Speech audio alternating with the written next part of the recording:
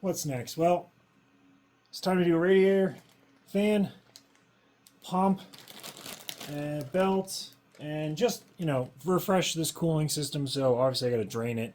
So it's going to get fresh coolant. But the customer thought he had a water pump leak. He actually just has a hose problem. So I'll get in there and fix that once I've got all the stuff out. But this will be the next step on this car, is to do a cooling system refresh, which is pretty common. This car looks like it has an original radiator. And if I take off this cap here, yeah, it's still an original radiator with the 3 cores and the little bar in there that tells you how much to fill it up to. So, yeah, this has been here since '95, so I think it's about time to change this out and put in a fresh one. So, by the way, I'm putting in a super cooling 2-core from Spares with the new style sensor mounted on the bottom corner. And, yeah, this is a pretty straightforward job, although dealing with the belts will be a little bit extra fun because on these, again, air conditioning cars, they run 2 belts.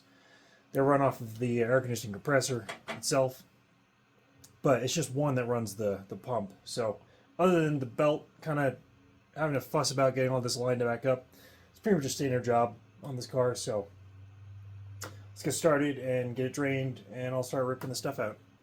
Well, radiator's out. It was a nice little battle. The fan was interfering a little bit, so I did have to split the shroud off the radiator before I could get the radiator out and then get the shroud out. So not a big deal. But yeah, now I just need to get the pump off, get the fan off, and get a new pump on here. Obviously, it's got silicone hoses here, so I will be reusing these hoses since they are in great shape. And yeah, just pretty much standard maintenance from here.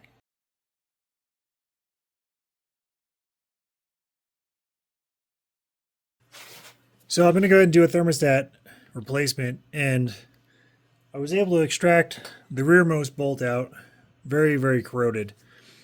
This one feels like it's moving a little bit, but it's definitely binding up. The rearmost one is definitely stuck in there.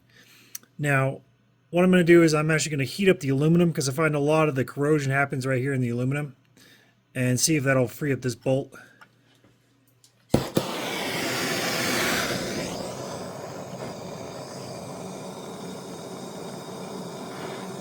And I want to be gentle with the heat. I don't want to melt the aluminum.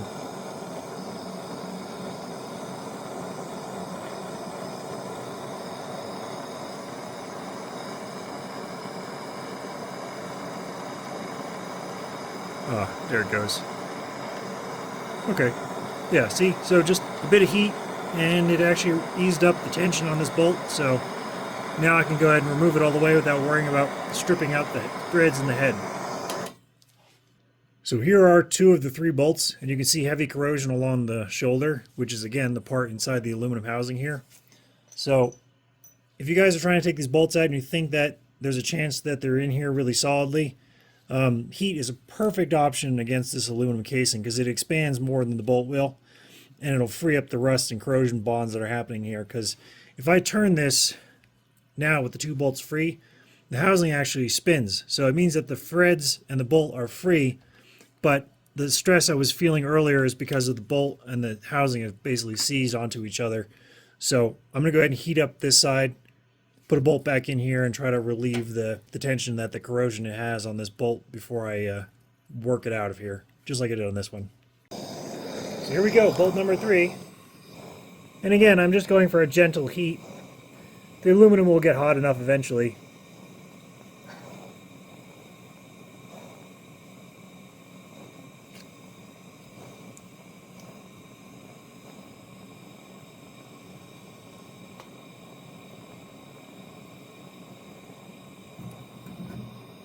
And of course, while I'm heating it, I am applying tension to this breaker bar.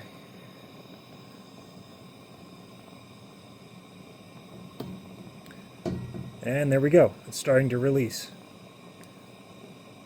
Perfect. Yep, there it goes. So, simple application of heat solves a lot of problems.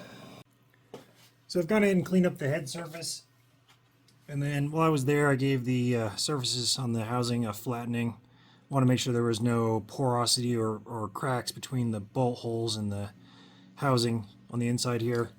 Same with this piece. Gave it a good clean.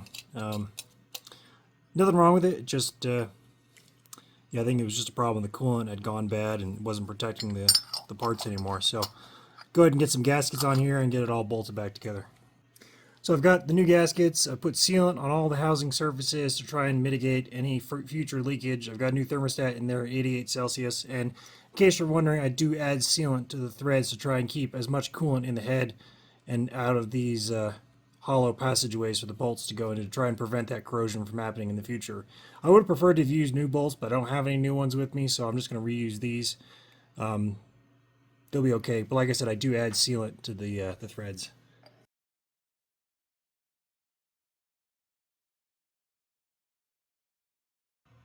So I ran into another problem I want to show you guys. It's common, and it's once again has to do with belt alignment. So with the new pump fitted with the old pulley and the two shims that were in here, you can see the terrible mismatch between the two pulleys and the groove. So if I take one of these shims out of here, it gets better. But if I take the second one out and fit it straight on, it lines up perfectly. So I'm going to go ahead and run it like that because otherwise the belt's out of alignment. So yeah, check your pulley and belt alignments every single time you do a water pump. So I've gone ahead and fitted the radiator now. As you can see, all new supercooling 2-core. Obviously we used the hoses, but just wanted to show you how nice all this stuff is set up. Belts are nice and straight and true. The fan sits within the confines of the shroud. This Japanese card market still had the little spacer plate for the rubber baffle here, so that was kind of nice to see that was still hanging on. Yeah, it's always a chore fitting that lower hose, but hey, it's part of the job of owning one of these cars. You got to learn how to do that lower hose. So with that done, I think I need to turn my attention to other items on the repair list. Specifically, there was a mention of an oil leak, and there's a strange buzzer warning sound coming from behind the dash, so I'll go ahead and turn my attention onto those other items.